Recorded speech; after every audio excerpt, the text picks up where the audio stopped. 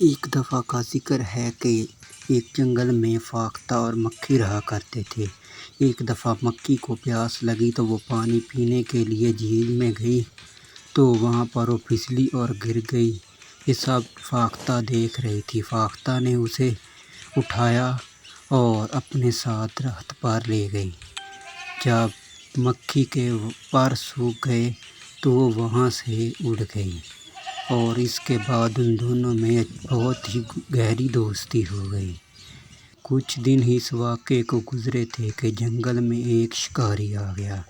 شکاری نے فاختہ کو دیکھا تو بہت خوش ہوا کہ میں اس کا شکار کرتا ہوں۔ شکاری فاختہ کی طرف آہستہ آہستہ بڑھنے لگا۔ یہ سب مکھی ایک قریب ہی بیٹھی دیکھ رہی تھی۔ مکھی آہستہ آہستہ شکاری کے پاس آئی اور اس کے ہاتھ پر ڈنک کر دیا۔ تکلیف کی وجہ سے شکاری تڑپ اٹھا اور زور زور سے چلانے لگا اور وہاں سے بھاگنے میں اپنی خیر بنائی۔ اس کی وجہ سے فاختہ کی جان بچ گئی۔